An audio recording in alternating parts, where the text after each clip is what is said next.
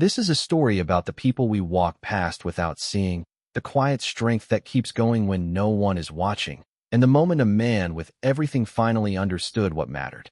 If stories like this move you, take a second to subscribe. The turn in this one will stay with you long after the last word. Now let's begin. Thomas Reed was 49 years old and the founder of Reed Medical Systems, a company that built the machines hospitals used to keep people alive.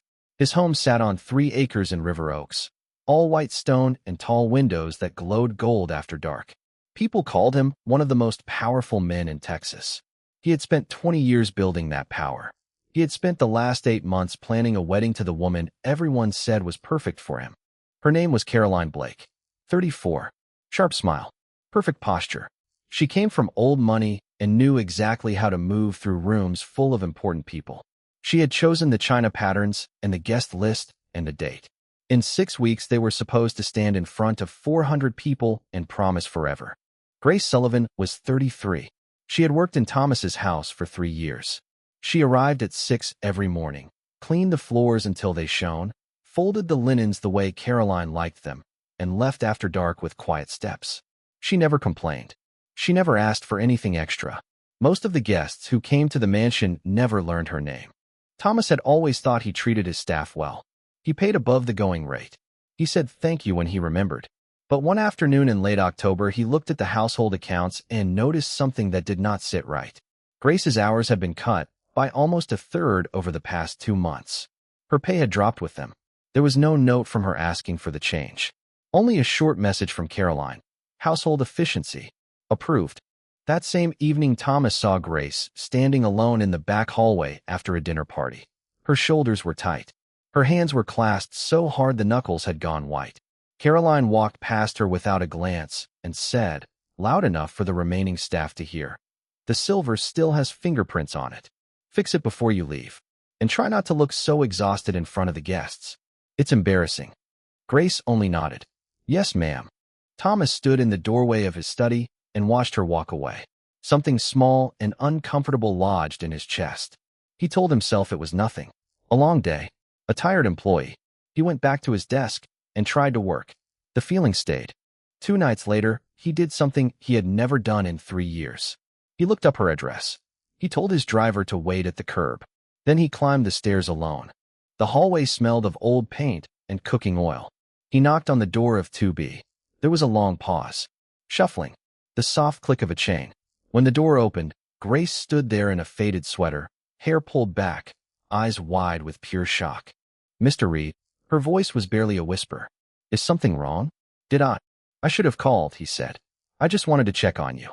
Behind her, a thin voice called out, confused and frightened. "Grace? Who's there? Is it morning already?" Grace's face changed. The careful politeness cracked. She looked over her shoulder, then back at him, caught between 2 worlds that were never supposed to meet. "Now isn't a good time," she said softly. "Please. I'll explain everything tomorrow." Thomas's eyes moved past her into the small apartment. 1 lamp, thin curtains, a narrow bed in the corner where an older woman sat propped against pillows, eyes cloudy with confusion. On the windowsill sat a small porcelain angel, white and slightly chipped, the only bright thing in the room. "Is that your mother?" he asked. Grace's shoulders dropped. She stepped aside without another word. Thomas walked in. The air was cool. The heater rattled but gave almost no warmth. On the small kitchen table lay an open letter on Caroline's personal stationery. He did not mean to read it. His eyes caught the words anyway. "If you breathe a word of what you saw in the garden, you will be gone by morning with no reference.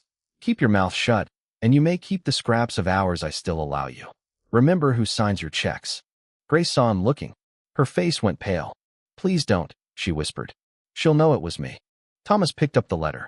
His hand was steady, but something cold moved through him. "What did you see in the garden, Grace?" She tried to look away. He waited. Finally, the truth came out in a voice so quiet, he almost missed it. 2 weeks earlier, she had stepped outside after closing the kitchen to take the trash.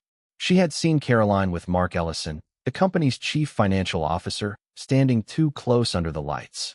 The way they touched was not the way colleagues touched. Grace had turned and walked back inside before either of them noticed. The next morning, Caroline called her into the pantry and cut her hours. The threats started after that.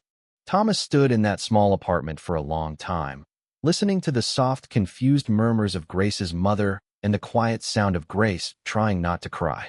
He looked at the porcelain angel on the windowsill. He looked at the woman who had cleaned his floors for 3 years while carrying a weight no one had bothered to notice. "I'm going to take care of this," he said. "Your mother needs proper care tonight, and your job is safe. No one touches your hours again. Do you understand me?" Grace shook her head. "You don't have to." "I do," he said, "because I should have seen this a long time ago." He made 3 phone calls from the hallway outside her door. Within an hour, a private nurse arrived. By morning, Margaret Sullivan was in a clean private room with 24-hour care that Grace could never have afforded. Thomas restored every hour that had been taken from Grace's paycheck and added back pay. Then he went home and opened his own files. What he found over the next 10 days was worse than an affair. Small transfers, phantom invoices, money moved through accounts Caroline had access to as his future wife. Mark Ellison's name appeared again and again. The two of them had been quietly redirecting funds for months, building a private cushion for the life they planned after the wedding. Thomas did not confront Caroline right away. He waited. He let her believe nothing had changed. He smiled at dinner. He discussed the seating chart. He watched her move through his house as if she already owned it. And every night he drove across the city to sit for 20 minutes in Grace's small living room while her mother slept, just to make sure the new nurse was doing her job and that Grace was eating. One evening, Grace handed him a cup of coffee in a chipped mug and said quietly, "You don't have to keep coming here, Mr. Reed." "Thomas," he corrected. "And I know. I want to." She looked at him for a long moment. Something soft and careful moved across her face. Then she looked down at the porcelain angel and said nothing more. The engagement party was held in the grand ballroom of the Houston Grand Hotel. 400 guests. Chandeliers like frozen waterfalls. Caroline in a deep blue gown that cost more than most people earned in a year. She stood at the center of it all, glowing under the attention, certain this night would lock her place at the top of the city's social map forever. Thomas found her near the champagne table 20 minutes before the toasts. He carried a thin folder under his arm. "You look beautiful," he said. The words were true in the same distant way a painting can be beautiful when you no longer want it on your wall. Caroline smiled. "I have a surprise for the toast." "I have one too," he answered. When the microphone was placed in his hand and the room fell silent, 400 faces turned toward him expecting the usual speech about love and forever. He gave them something else. "6 weeks ago," he began, voice calm and clear, "I learned that the woman standing beside me has been seeing my chief financial officer in private for months. Hotels, dinners, quiet meetings that had nothing to do with business." A ripple of shock moved through the crowd. Caroline's smile froze. "I also learned," Thomas continued, "that when one of the people who works in my home happened to witness this, my fiancée did not come to me. She threatened her. She cut her hours. She tried to starve her into silence so the secret would stay buried. That woman's name is Grace Sullivan. She has cleaned my floors for 3 years while caring for a mother who no longer remembers her own name. And while my fiancé was protecting her affair and her private accounts, Grace was working double shifts just to keep the lights on." Every head turned toward the side of the room where Grace stood in a simple dark dress, one hand pressed to her mouth.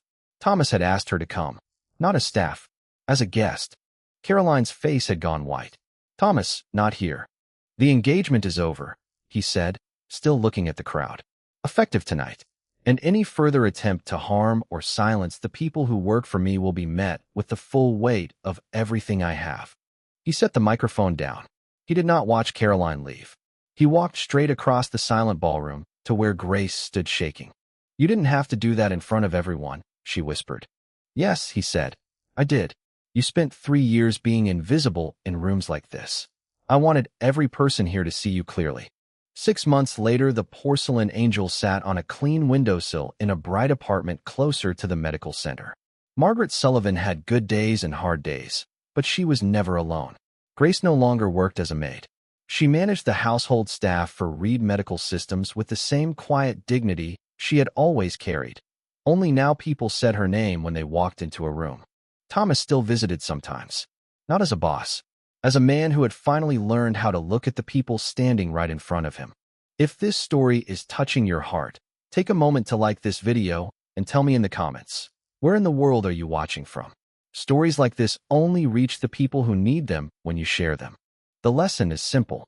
Real character is not measured by the size of a house or the number of zeros in a bank account. It is measured by how you treat the people who have nothing to offer you in return. The ones who show up every day, do the hard work, and ask for almost nothing. See them, protect them, and never let anyone make them feel small for the quiet strength it takes to keep going. If this story moved you, please like, subscribe, and share it so it can reach someone who needs it today. Thank you for watching, and I'll see you in the next story.